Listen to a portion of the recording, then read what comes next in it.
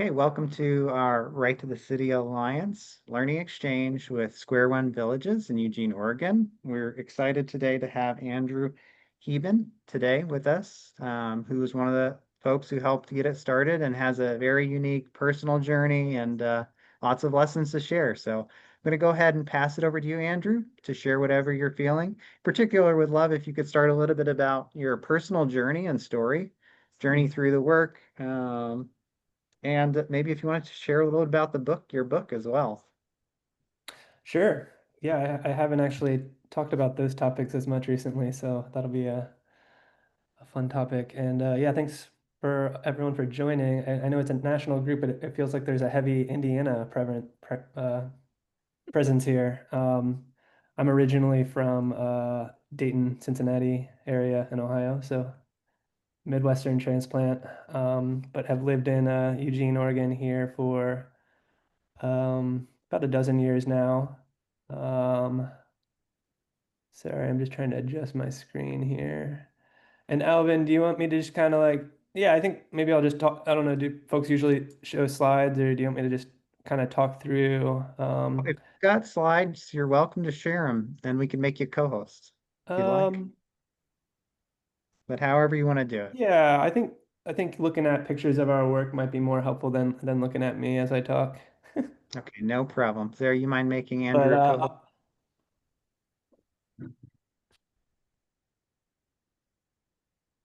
Okay, you should be good to go. Thanks, Sarah. all right, let's try this.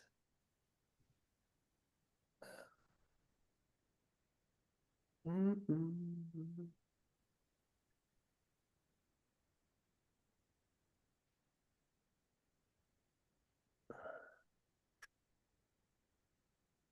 Um, and you can also find more visuals at squareonevillages.org as I talk along.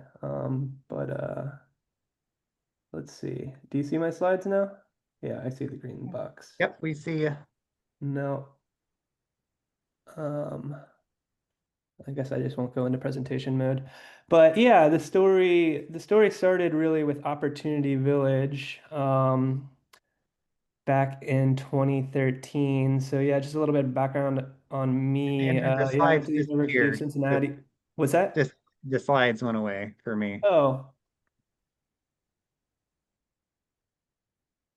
You shared for just a second and then I might have been on my end. There we go. Is that good?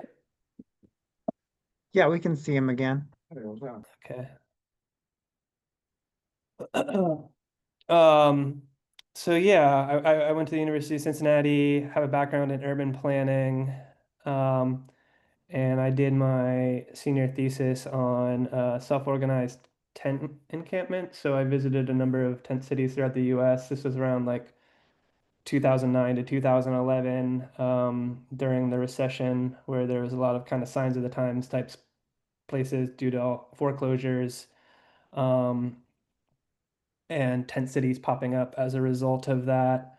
And so I did my research on that, and then I ended up moving to Eugene after college, which was around the time of the Occupy movement in 2011, where there were a lot of housed and unhoused folks camping out at the Occupy camp, and this happened across the country, and it was kind of a manifestation of some of the things that I had researched on the self-organized tent encampments. And so there was kind of just like an existing synergy in Eugene around some of the stuff I had just researched. And a few of us were meeting in a kind of weekly meeting. The city council essentially there was a mayor appointed. It's taking me a while to rethink all this.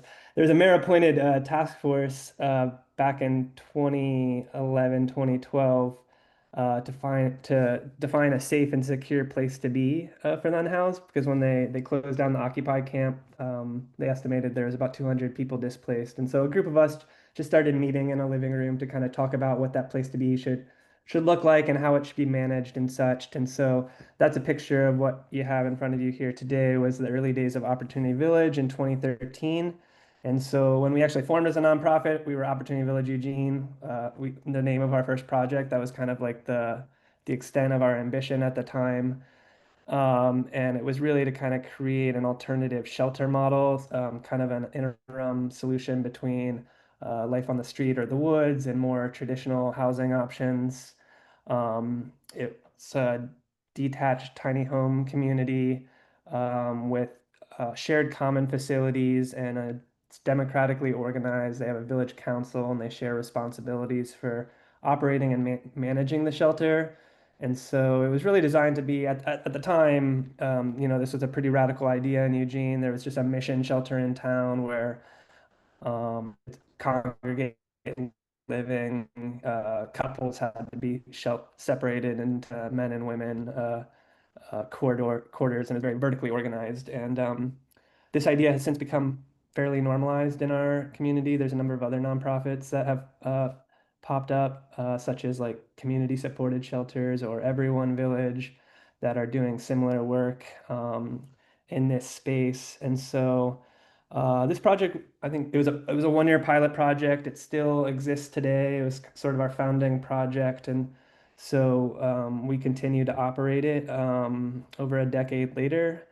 But after that, it was kind of a successful pilot project, and we were in a position to do something else. And kind of one of the things we learned was, the idea is for this to be transitional housing, but unless you're one of the lucky few to qualify for or to qualify and receive a Section 8 voucher, it's pretty challenging to transition out of homelessness with the resources available. And so we kind of turned our heads upstream to try to kind of address what I'll call the housing problem. Um, because I think, unless we really reimagine how we own and develop our housing, places like Opportunity Village will continue to remain necessary. And so our mission evolved over the years. Current mission is to create democratic communities with homes that are permanently affordable and environmentally sustainable. And our vision is to create a world where everyone lives with dignity in a stable, inclusive, and eco-friendly place to call home. And this mission and vision comes together to create what we call the village model, which is intended to be kind of a triple bottom line approach to addressing our housing problem in a way that addresses economic, social, and environmental interests at the same time. And so when we transitioned from that kind of first self-governing shelter project to a housing developer, we were aware of the community land trust model. Um, and these slides were actually prepared. I think maybe you guys have a better sense of what a community land trust is than the presentation I was giving last time, what slides were prepared for. But more or less, it's just housing that is permanently affordable.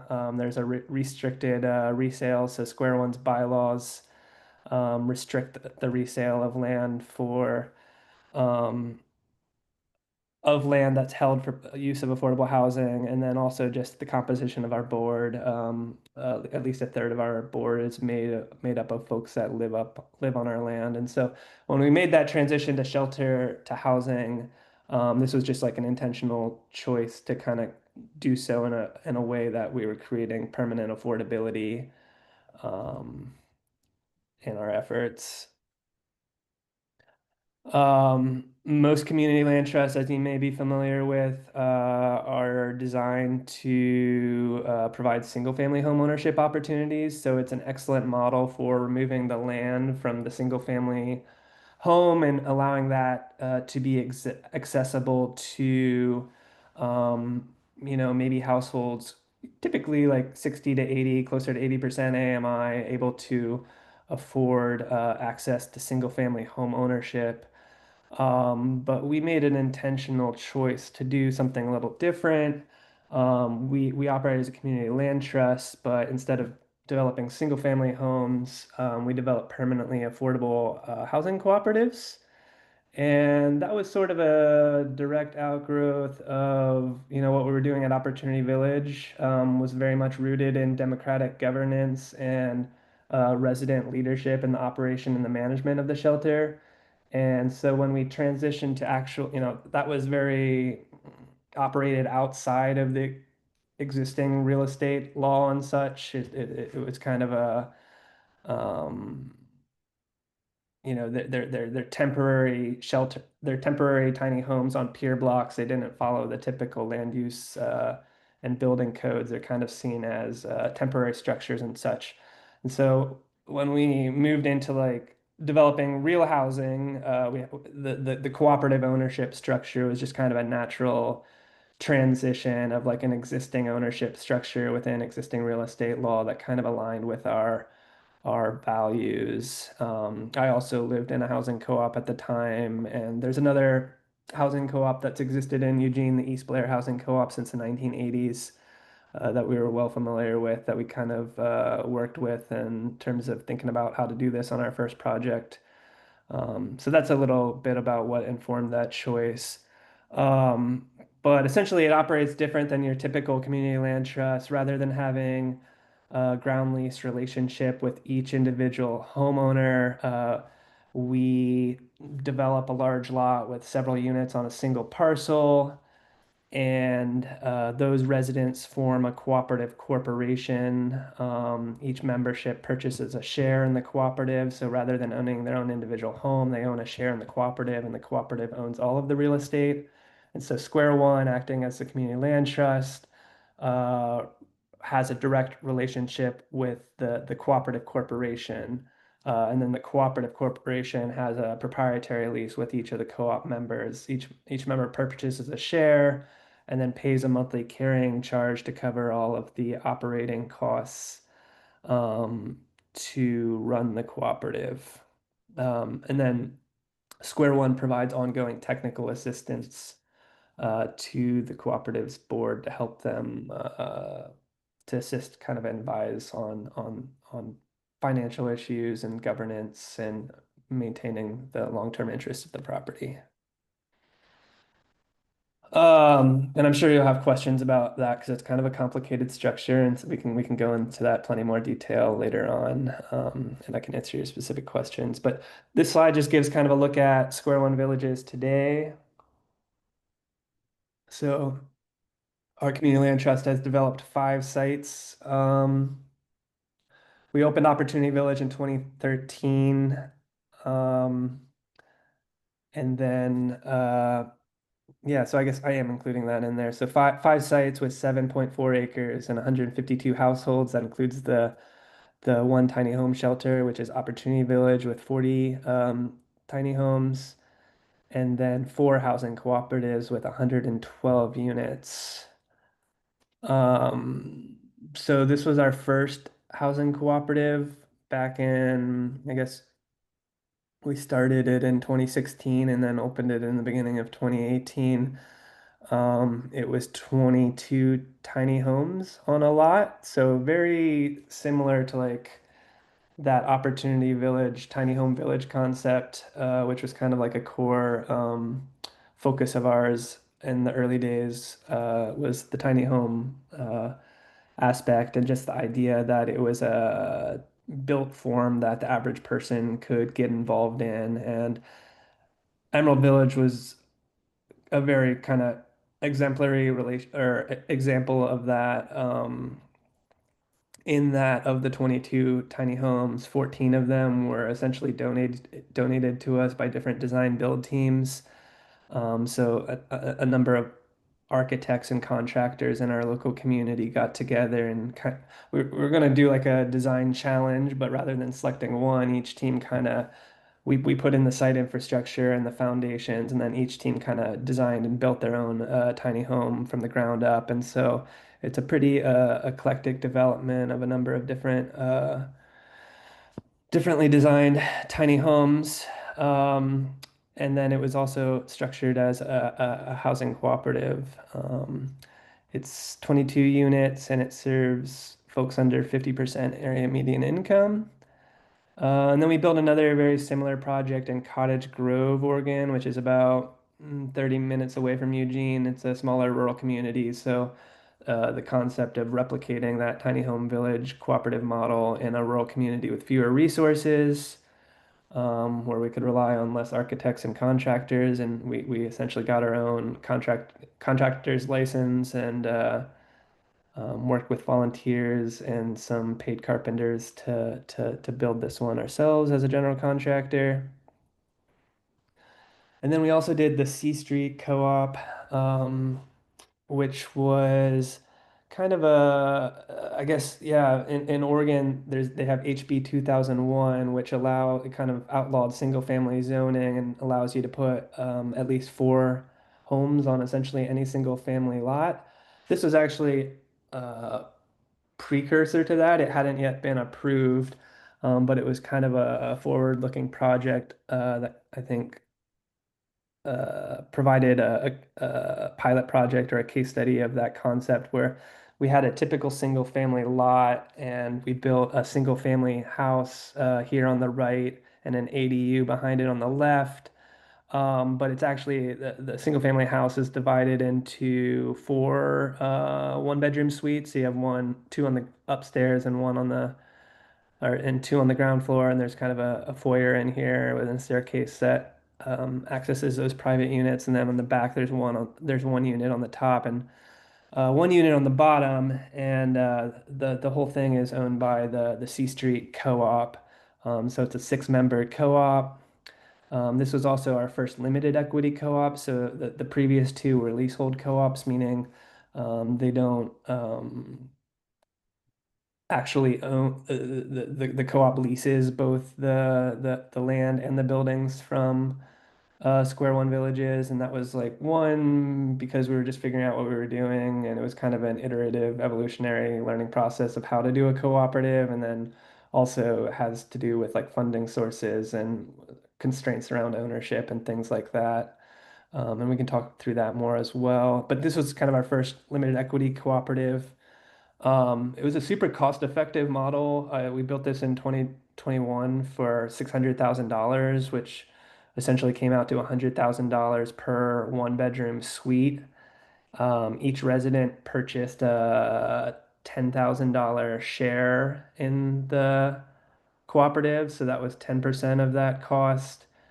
And then we also got a CDBG grant to match that 10 grand. And then I think SquareOne brought another 10 grand per suite into the project. So it's super cost effective in that it only cost about $20,000 per one bedroom unit in subsidy. Um, and there's a really excellent YouTube video that just came out. It's like a 20-minute video. I'm looking on our website. I guess we haven't. Yeah, if you go to the C Street project, under the Villages tab, the C Street Co-op page, there's a video there that I highly recommend watching because it kind of follows a few of the residents there, and they do like a really good job of just from firsthand perspective articulating kind of the value and the benefits of the cooperative ownership structure and what it has meant to them. So I highly recommend watching that. And then most recently, at the end of 2023, we opened Peace Village Housing Co-op. So this kind of took the C Street co-op model of just 6 one-bedroom suites and implemented it at a much larger scale. So there's 70 units on a former church property. This orange C Street or C-shaped building and with the circles was the church. And so we purchased this property. The church still holds its services on the sanctuary on Sundays. We lease that back to them, but otherwise we use the facilities as the co-op's common building. And then there's 70 units, studios, 1 bedroom and 2 bedroom units, um, ranging from I think like 450 to 750 a month. Another very cost-effective project that we built for $160,000 per unit. Um, And I kind of described this as a right time, right place kind of project. One of the things we'll talk about is the cooperative ownership structure. The obvious challenge that you're going to run up against is finding the level of subsidy that you need to potentially hit your affordability goals, because it kind of falls squarely in between multifamily rental housing and single-family home ownership, which is what most public subsidy programs are organized as. We were able to do this project, like I said, right time, right place, because there was a lot of COVID era funding at that time. So we received, like I think somewhere between 5 and 6 million in ARPA funding from various levels of government that kind of helped make this possible. And so we use that as an opportunity to do kind of a proof of concept, of doing this model at scale, and also kind of bringing attention to the fact that and some of the benefits, maybe some of the benefits that it reaches compared to like a federally tax credit funded rental housing project of a similar scale. There's an article we wrote on Shelter Force, if you're familiar with that. If you think Shelter Force, like Peace Village, if you search that, there's a really excellent article that will go into much more detail than I can go into today, of kind of making that comparison. Um, and then, yeah, this is just kind of a look of what we have ahead. We've currently own 3 large parcels that are in various forms of development. So a couple years ago, we had to move Opportunity Village from its original site, city-owned site, and we moved it to this 3.5 acre site that we own today, and we rebuilt all of the structures, which were about a decade old, and they were originally built as Opportunity Village was an interesting design constraint in the early days because it was a 1 year pilot project, and we wanted to build something that was of high enough quality that they wanted to continue to make it exist, which it did, but at the same time, you didn't want to spend a ton of resources on something that could not exist in a year. But all that to say is we've since built some kind of new and improved tiny home shelters there. And that's also the site of our next housing cooperative on the bottom 2 acres, where we're designing something very similar to Peace Village. And that is actually slated to begin construction next month. So 52 more units of permanently affordable housing. Again, designed very similarly after the Peace Village model, being a community land trust limited equity cooperative. And I think the really exciting thing about this project is it's sort of a manifestation of like, I've kind of showed you the development timeline here, but as we were doing that, we've also been doing a lot of political advocacy in terms of trying to change the rules to make this a more replicable model. And so, like I said, we got some direct allocations for Peace Village, but since then, we also modified a property tax exemption, and a state tax credit that allows the co-op to reduce its interest rate by 4%. Those were previously incentives that were only available to rental housing that we amended to be available to limited equity cooperatives. And then just this year, that was helpful, but there was still no kind of major funding source for kind of reaching the affordability targets we wanted. And as of this year, the state of Oregon restructured their Lift Home Ownership program to be accommodating of limited equity cooperatives, and we got a $7.5 million allocation as the first limited equity cooperative under that program. That's allowing us to begin construction on Rosa Village Co-op, another site we own. And then this is a third site that we just acquired. It's also a church. So this is kind of a maybe parallel side story. We've kind of, this is our second church that we've acquired. So there's sort of this trend of churches on large parcels of land with diminishing congregation sizes. So both Peace Presbyterian Church with the Peace Village development, and then this is Our Redeemer Lutheran Church. Both of those communications with the churches, originally we were just going to partition off the vacant land and develop it, and then like throughout the process the church learned like, no, going to dissolve, and so they've sold us the entire property, and so this is just yet another design that we've got going on here to do yet another project. So yeah, I just kind of wanted to share those with you to kind of give you the visual backstory, and I probably didn't go into a ton of detail on the ownership structure, which I expect you'll have some questions on.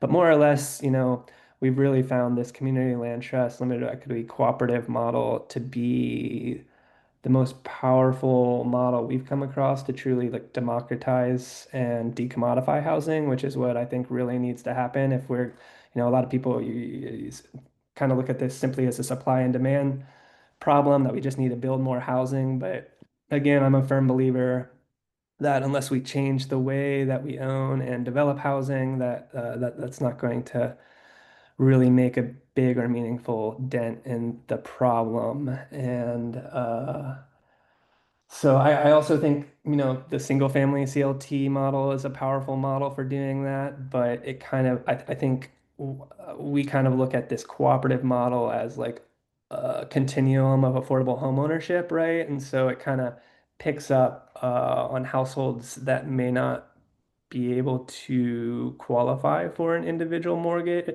personal mortgage, even with a significant down payment assistance.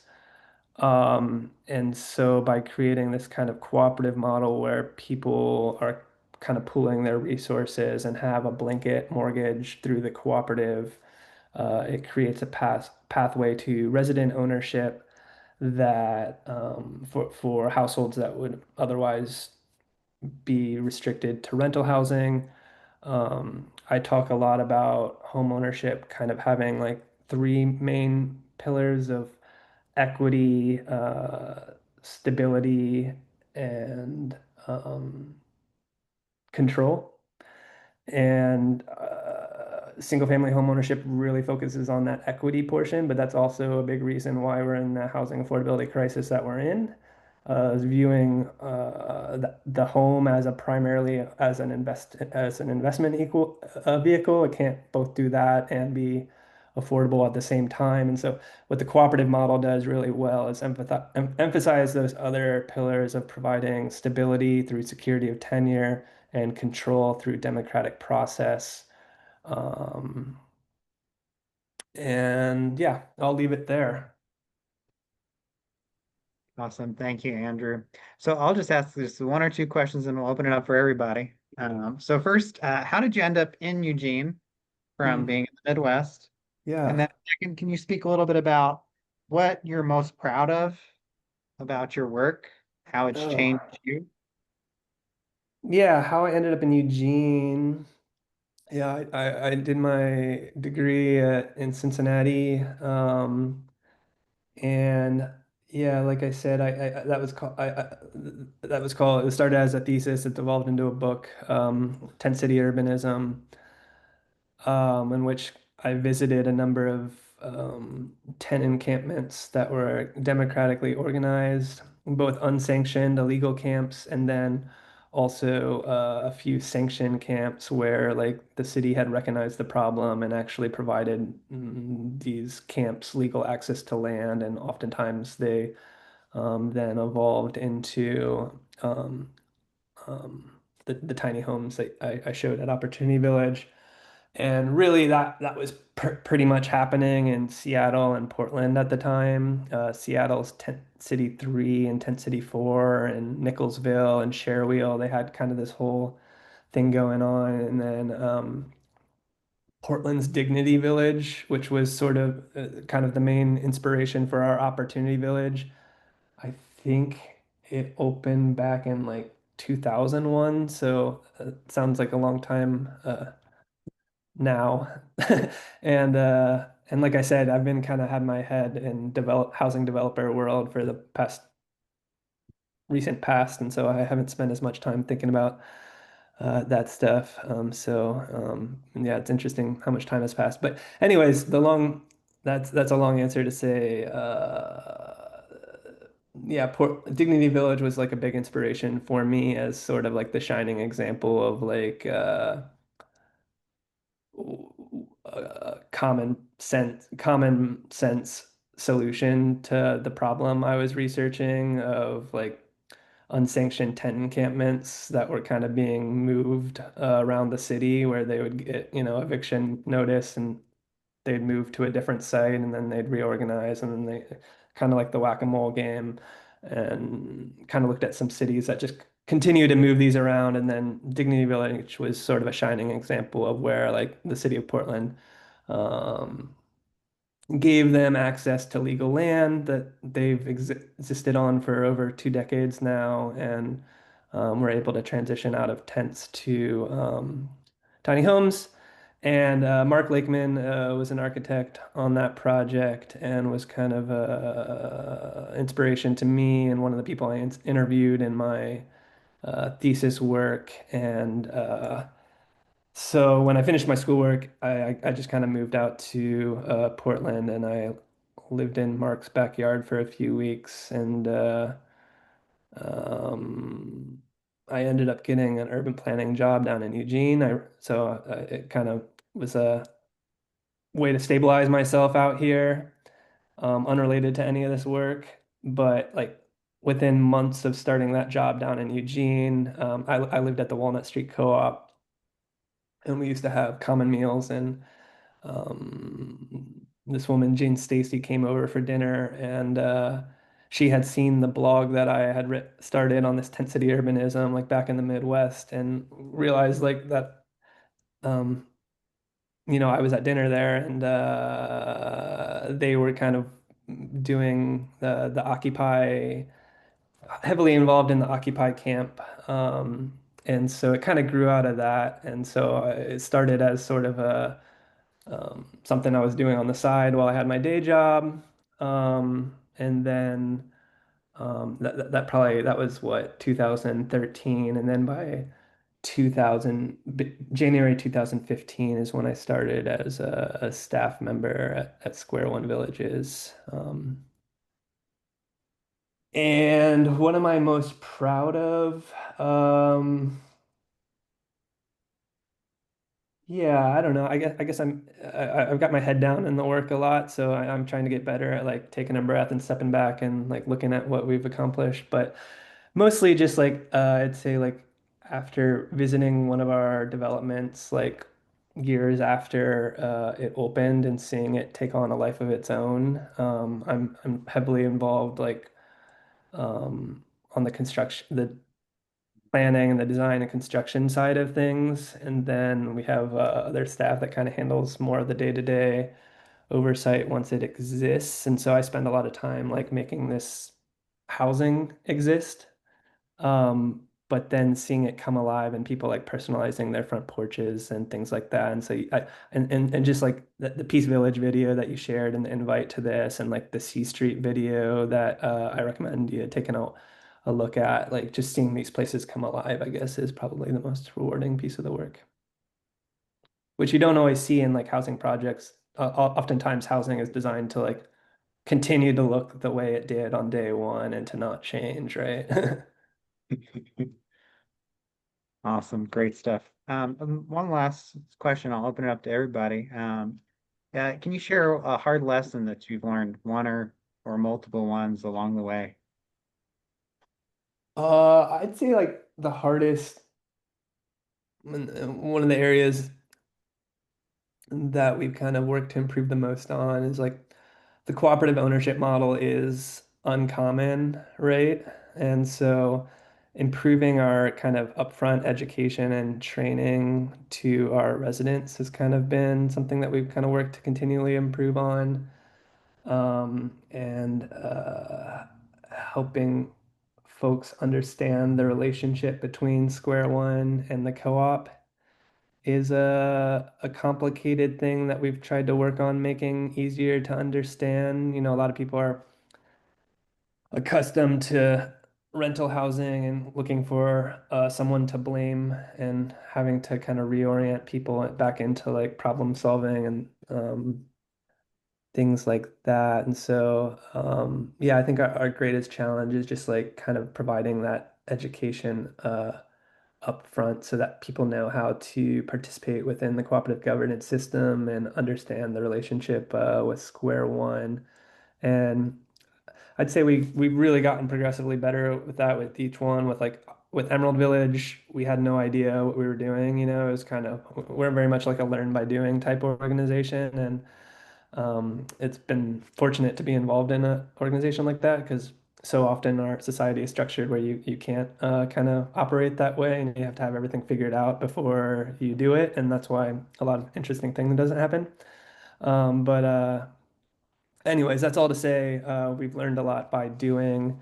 Um, and then, yeah, I think we had a few hiccups with our Peace Village project most recently because even though it was our fourth time doing it, it was at just like a totally different scale, 70 units versus, our other projects were 22, 6, and 13. And so that was another learning curve that I think we've come out stronger with, and kind of we're working on developing co-op foundations training curriculum and kind of like a co-op startup guide to kind of try to standardize some of this stuff and just make it more consistent and easier as we look to scale up. Thank you, Andrew. Appreciate it. And so Sherry put in the chat, and then we'll go to Ray. Sherry said, "What is the demographics of the residents in your CLT properties?" And then we'll kick it to Ray. Yeah, we have a pretty wide mix. I don't know like percentages off the top of my head, but I think a lot of times we see um developments geared towards like a specific population, but I think what we found is that like cooperatives work best with like most diversity, and having a diverse residence like contributing to the cooperative in various aspects. And so I think just having like a mix of residents that have different skills and backgrounds and demographics is what we've seen kind of creates the strongest communities.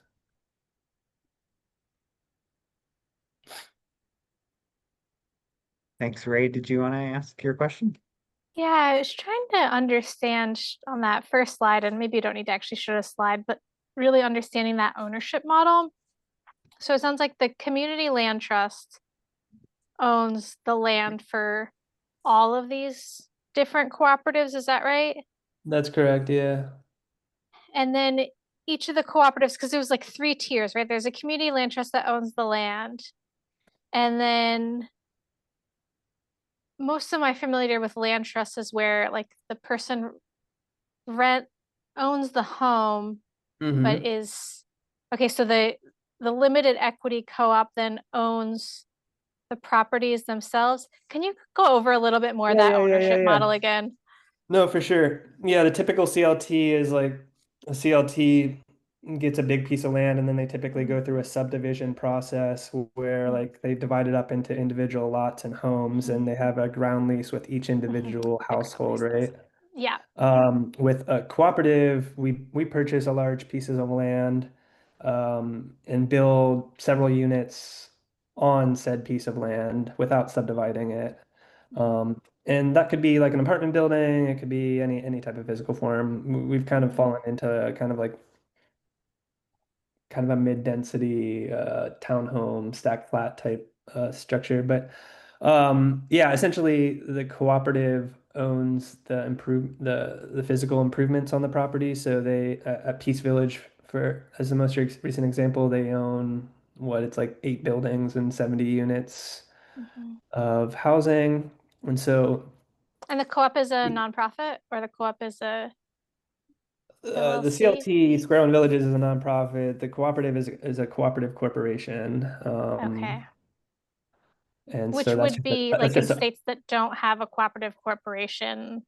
what's that? Um, like in states like Arizona, we don't have a cooperative corporation as an entity structure, but it would be then a Closest to a business, is that nonprofit, right? yeah. Oh, closest to a nonprofit or closest to like an LLC? Closest to a nonprofit, I To would a say. nonprofit. Okay. And I have seen some, yeah, examples like you're saying where the cooperative structure is either not accessible or known, and Mhm. typically like a mutual benefit nonprofit would be the closest thing. Okay. Um, But yeah, so SquareOne has like a legal relationship just with the cooperative, and then doesn't have a legal relationship with any of its members, and so that's like quite different than rental housing, right? Where the typically the nonprofit has leases with each individual member, and so there's it kind of creates a situation where you have this third in between entity, which is the cooperative corporation, which is a business entity with a mission of essentially operating permanently affordable housing at cost. Um, and then, yeah, so the third piece of that layer is like the cooperative members. So each member is a co-owner of the cooperative corporation. The co-op elects a board and has committees and adopts an annual budget. They set their own monthly carrying charge. Carrying charge is kind of a word that cooperatives use as most similar to rent, the monthly housing payment. And so that includes paying all of the co-op's housing costs, insurance, um, utilities, operating costs, the mortgage payment, um, things like that. Thank you. Ava, go for it.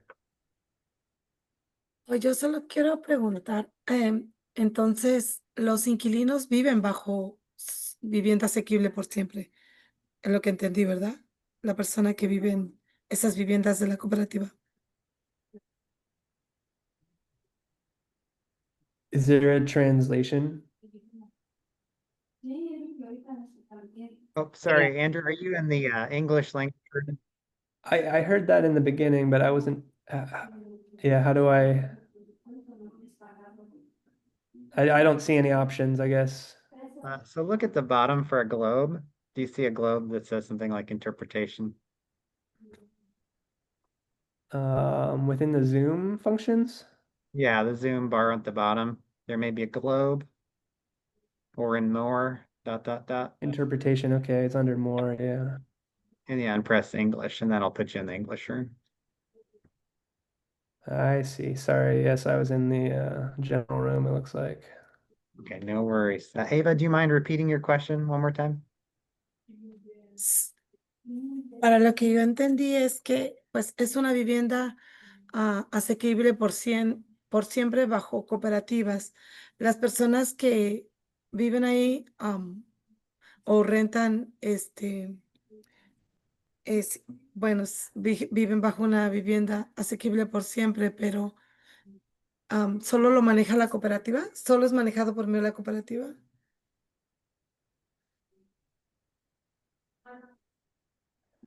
Yeah, so the co-op owns the housing as a limited equity cooperative. Each person purchases a share in the cooperative corporation that makes them a equal member of the cooperative.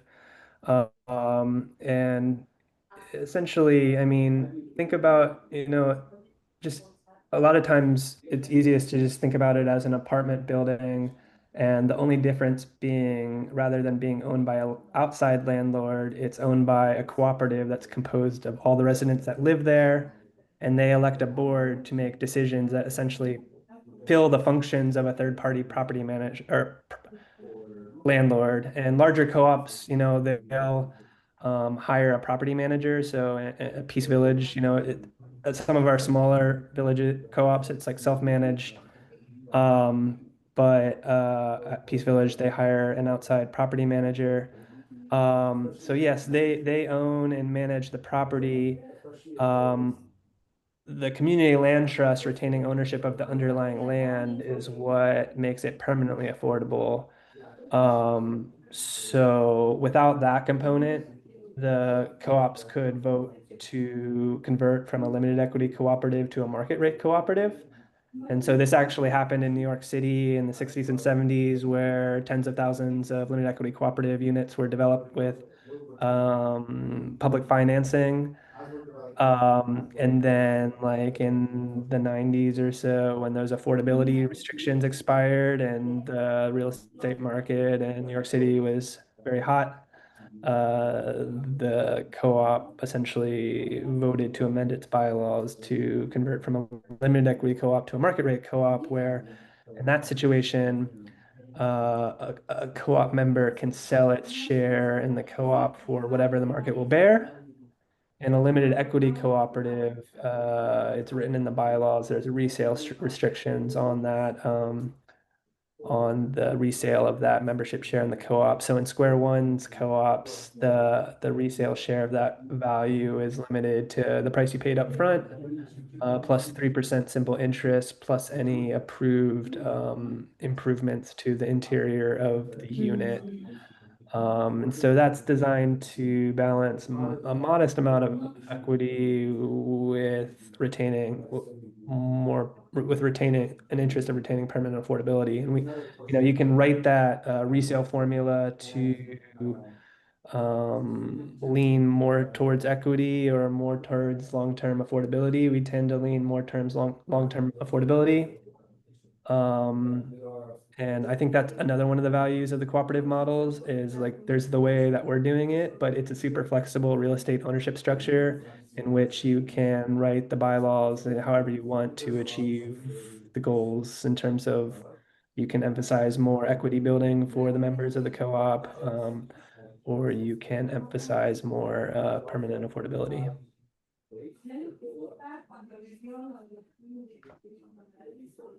So when I see Sandy, you Gracias. got a hand up? Thanks, Ava. Yeah, thank you for all that, Andrew. I have a couple questions. Like our cooperative is leasehold, so more in line with your Cottage Village and Emerald Village. So my question, I have two questions about, the CLT, because we always talk about acting as a CLT, but we don't describe ourselves as a CLT because we don't have the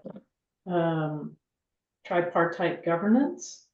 We also, because we're not even started up yet, we don't have members on our board, on Homeward Bound's board. But I'm curious for Cottage Village and Emerald Village that don't own any of their real estate, do you still consider that you act as a land trust, that you are a community land trust in that setting as well, even though they have no real property ownership? Yeah, yes, for sure, we do. And I guess there's a slide that I showed earlier about kind of the portfolio of community land trusts. Yeah, that was a recent Lincoln report institute. Yeah, But we have the range. So in that case, do you always? well, I guess what I wanted to say though is that there's sort of this what they call the classic community land trust, right? And that's a very kind of specific thing, and that's what the concept originated as with the tripartite board and the division of land from single family home ownership and such. And I think over the years that has diversified, and there's a much wider range of different types of entities and ownership structures and developments within the portfolios of community land trusts. But I would say the primary thing is that you have something in your organization that essentially restricts the resale of the land. I mean, that's the primary purpose, right? And so SquareOne's bylaws restrict the sale of land after it's developed for the specific purpose of affordable housing. You can also use affordable housing covenants to achieve that purpose. Yeah. And then, yeah, the tripartite board, yeah, we have a third of our board is composed of residents that live on our land. That's just to further protect that and strengthen that concept of restricting the sale of land, because residents likely would not act against their own self-interest of selling the land of which they live on. Do you have any, like from your experience, recommendations of your board being representative of your community? Like not just residents, but who else you bring into the board, so it feels to, especially to funders, that you really do have that community representation. Yeah, I would say that's certainly a goal of ours, is to build a board that's representative of our community. And do you involve government entities that typically like a tripartite governance model for a CLT, or has that not been successful for you? Say that again?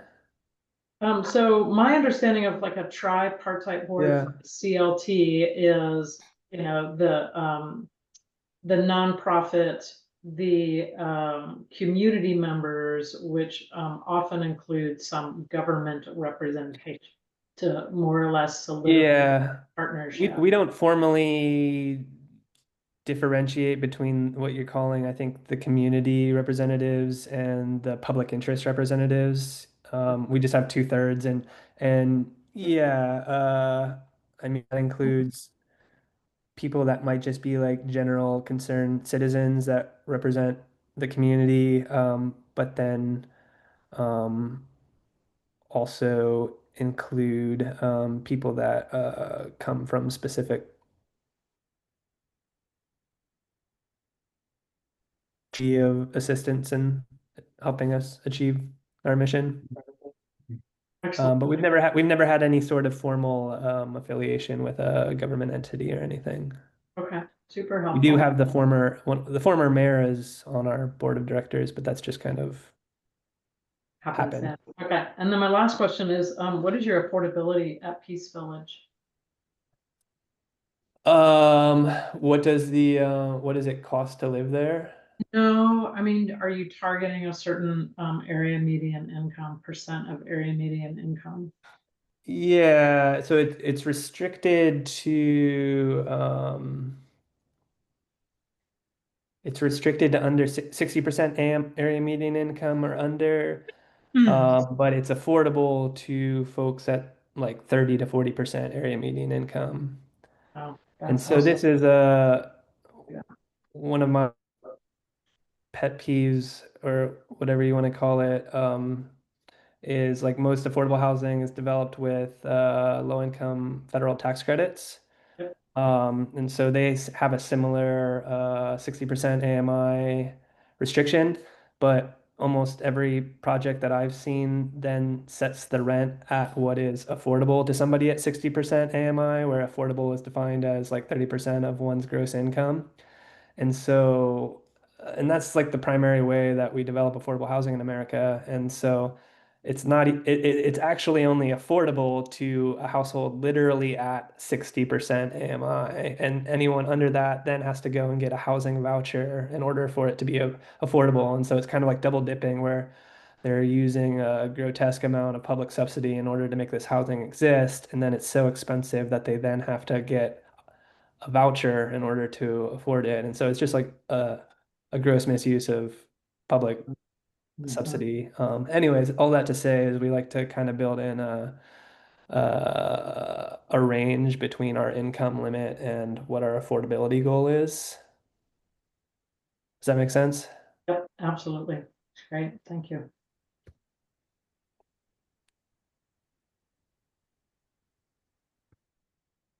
Kay here. I have a question. I'm intrigued about your trend with the churches.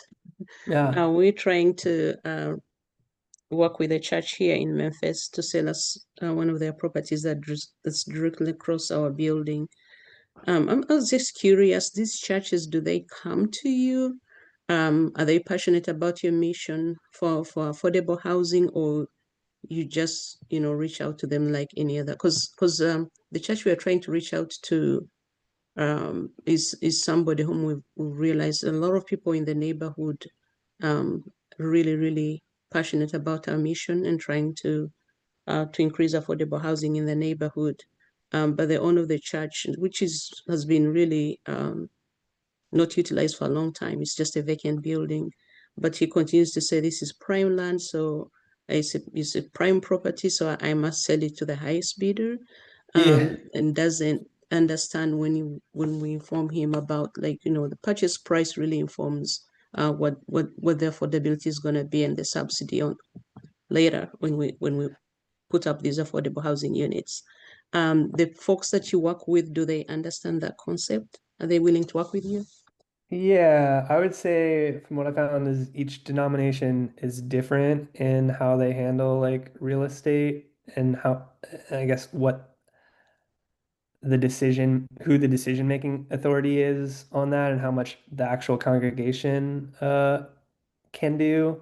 And I guess I'll just back up to say, yeah, our first instance of this was working with Peace Presbyterian Church. They reached out to us because it was a once, large and bustling church with a lot of members, and I think they were down to maybe like a dozen cars on Sundays, and they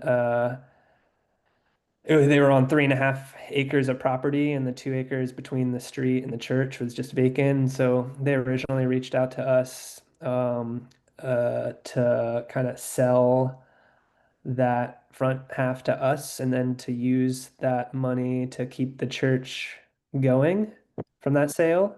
So that's one maybe interest that a church might have, is to like use some of their excess land to gain income to continue to operate. For a few reasons, I think the church decided they wanted to sell the entire property to us and then just lease back that small sanctuary building for part-time use. And so we got that at a pretty significantly reduced price. I think we paid like $670,000 for it. So we still paid a chunk of change, but it was probably valued a little over $1 million or something. And what else was I going to say about that one? And then, yeah, they get to we then essentially leased back that space to them to use at no cost. So that's kind of something that they got in return for that kind of below market sale. And so that's gone, that one's been open pretty for a couple years now. And I think that coexistence of the congregation continuing to have services there on Sunday has coexisted fine with the co-op. It sounds like, and there's no formal connection with the church or the co-op or SquareOne beyond just selling us the land. But it does sound like they picked up a few members from our co-op, so maybe there's a side benefit of that as well, of growing their congregation. And then more recently, we worked with the Lutheran church, our Lutheran church, our Redeemer Lutheran Church, and somebody that is associated with a bunch of Lutheran churches in Eugene. Actually, they saw what we did with Peace Village, and so they connected us with a few different other churches that they thought might be kind of good, viable options. And we found this to be the most viable option. And in the process of negotiating and working with them, they determined that they were going to, what do they call it? No longer exist as a congregation. There's a word for it, sorry. Um, and so, yeah, you mentioned something about highest and best, getting the highest value for the sale. But in the case where the church is going to dissolve, that was the word I was looking for, and particularly like the Lutheran church, where the congregation has the ability to sell. Some denominations, like there's some regional or higher authority that it goes to that kind of makes this decision, and that's where you're going to probably have a harder time negotiating a good deal because they're gonna want the highest value because that money then comes into that entity that can then help them operate and such. But in an example where it's actually a decision of the congregation, that congregation is not going to exist any longer, and so they can't take that money with them, right? And so any money that they make from the sale of the church has to be given back somewhere. And so we just essentially tried to pitch the deal as being that cause that the church wanted to give back to. And I think that's a pretty compelling model of like kind of pitching to the church that this is a continuation of their legacy in a different form. Like our Redeemer Lutheran Church has been a place to gather. It's it serves its congregation, but it's also like churches, I think historically have been like places of community gathering and service, providing resources in our community that government isn't providing, right? And so it's essentially a kind of a continuation of that legacy on, and so that's kind of how we pitched it. And they sold that one to us for $265,000.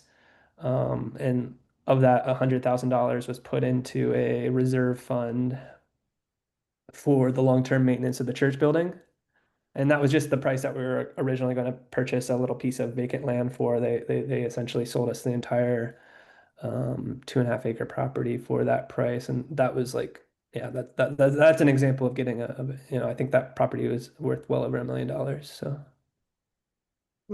Thank you so much. Yeah, along the church conversation, I know if a church starts building mini homes for the homeless or for families that need help financially, they're allowed to do that because of a federal law, and they don't have to follow the local zoning requirements. But once they sell the land, do you have problems then with the zoning to build? yeah, that might be like a state specific thing that allows churches to develop housing on their land without while like averting kind of typical zoning requirements. Yeah, there's Um, a federal law. It's called Religious Land Use and Institutionalized Person yeah, Act, and right. that's I'm been used familiar a with lot in that. And Florida. that was commonly used like in my tent city research, for example, like churches often were ones that would host Right. these encampments under that law. But yeah, essentially, selling it to a community land trust would preclude use of that special exemption. Yes, we've never really we have a pretty streamlined approach, I think, in terms of we don't see zoning as a significant barrier to the type of development we're doing. I know that's not always the case in a lot of other municipalities. Um, but yeah, we haven't seen that too much as a barrier. We're just developing these as multifamily developments, which you can develop on any kind of residential parcel. City of Eugene has a nice density bonus for if it's low income housing. You can do 1.5 density bonus. So that even allows us to develop this on Peace Village is developed on R1 low density residential land, which is typically what single family homes are. Yeah. But yeah, I know it can some municipalities can kind of make it challenging though. Yeah, we have a problem with our elected officials. They think that we are encouraging the homeless to move into our community because of what we Yeah. want to do. Well, sure. Yeah. Okay. Yeah, that's Thank you. Yeah, thanks, Lee. And we'll go to Sherry, and then I think Ava also had a question in the chat. So we'll do Sherry, and then we'll go back to Ava.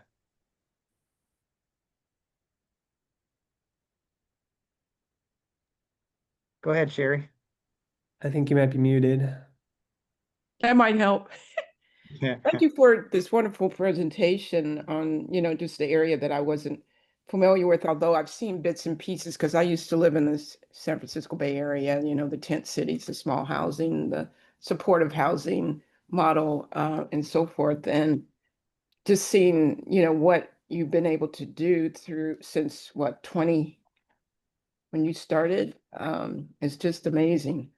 And just shows how to I think some of what Lee was talking about, how to work around, these government regulations and neighborhood oppositions, because there's, one of the things I was interested, from Lee's question is the whole when you move into a neighborhood, the whole NIMBY home ownership and how you've been able to navigate that. Is one. And then just second, to follow up to my first question earlier regarding demographics, I was just wondering, in terms of any of the properties that are intergenerational that has a focus on 55 plus communities, and what do you think about that, and some thoughts about how you can, kind of delve deeper on and making that happen, because there's regulations regarding. Yeah, so the first question on kind of like NIMBYism, Mhm. we definitely face that on some of our earlier projects, especially Opportunity Village and mostly Emerald Village as our first housing development.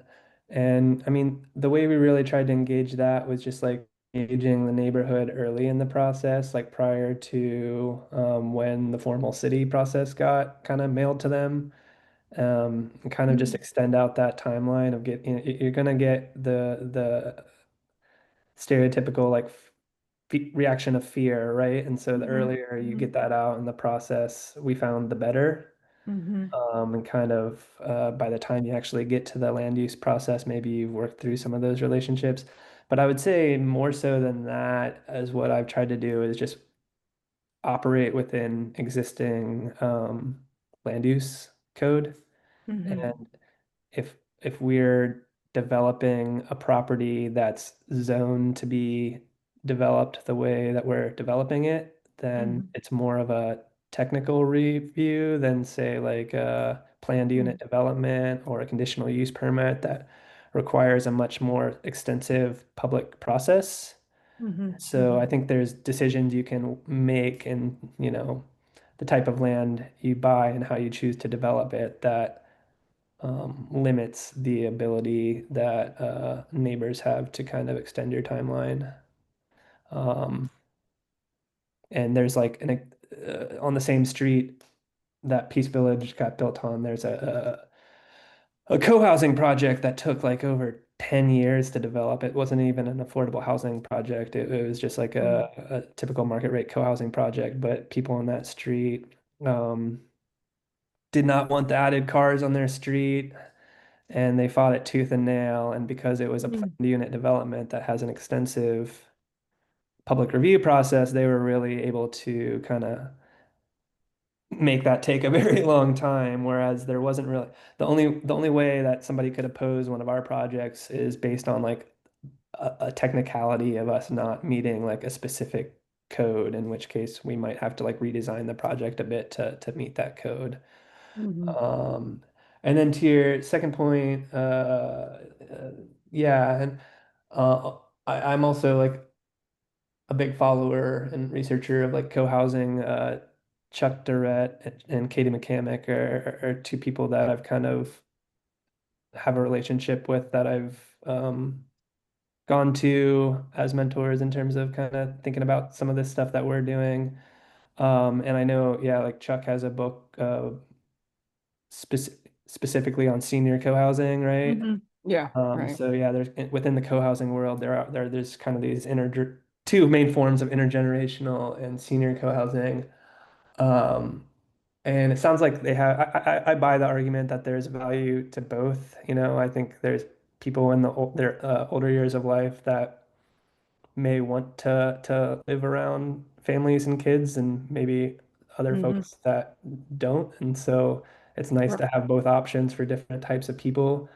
I'll say like within the cooperative governance and participation structure, I think, multi-generational has value in terms of the more diverse people you can bring into the decision-making process, the more kind of skills and knowledge and background you might bring into the process. But I'll also say, and particularly like our earlier projects, which are, like Emerald Village, for example, is I think the monthly housing costs there are like affordable to folks on supplemental security income, SSI, either due to like Mhm. age or disability or something. And so on some of our co-ops, we have found like lean more towards older population living on a fixed income, just because it's like the only housing that's affordable to that population. Mhm. And so that's also kind of a originally when we first started doing this work, it was about like how inexpensive and can we build it, like in terms of like, it was very building very small scale simple structures just to like get housing to exist. And I think as we've kind of grown and realized we are serving like oftentimes the population that is either living on oftentimes like a fixed income and has little prospect of transitioning onto other housing, like more towards designing for like aging in place and accessibility has become a bigger focus of our work. And also for sustainability in terms of, I think our Rosa Village project is going to be the first one that we actually go for a sustainability certification. We did a lot of the same things in Peace Village and C Street as well, but didn't get the certification, but essentially, yeah, just spending a little bit more money to build a product that lasts and uses less energy has become increasingly important to us as well. Mhm. Yeah, Thank you. thank you, Sherry. Great questions. And we just have a few minutes left. So I just want to, the last few in the chat, there's a quick one from Ray. Does each person own their own home or does the co-op own all the improvements? And then Ava had a question that was kind of speaking about basically how do you prepare people, tenants living under a cooperative model can prepare to practice co-governance. So how do you prepare people who maybe don't know each other at all before they move in together and have to work together? How do you prepare them? Yeah, to the first question, no, they don't individually own any real estate. The cooperative owns the real estate, and each member owns a share in the cooperative. So they have a leasehold interest in the real estate. Um, And yeah, I think how do we prepare residents? I think, yeah, just continuing to improve training and education. We have a cooperative information session that's kind of a prerequisite to attend before moving in, and in some cases before applying, but we kind of created that intermediary step to kind of disclose a lot of information and ensure people knew what they were signing up for and how it might differ from rental housing or single family home ownership. And then just like continuing to improve the training materials is something that we're also continuing to work with. Uh, Resident-owned communities, Rock USA, are any of you familiar with that? So they essentially convert existing manufactured dwelling parks that are being put up for sale to cooperative resident ownership. So we've kind of used that as a resource that we're kind of like looking at as we think about how to build our training curriculum. It's like a national network that has a whole bunch of resources for residents of those communities, but it's kind of proprietary information specific to manufactured dwelling park co-ops. So we're essentially trying to recreate something for multifamily housing co-ops. Yeah. Okay, and Andrew, last question. Ray put in the chat, thevillagemodel.org. Can you share Oh a little bit yeah. of that resource? And again, if people want to learn more or continue to work or learn from you all, what that could look like. Yep. Do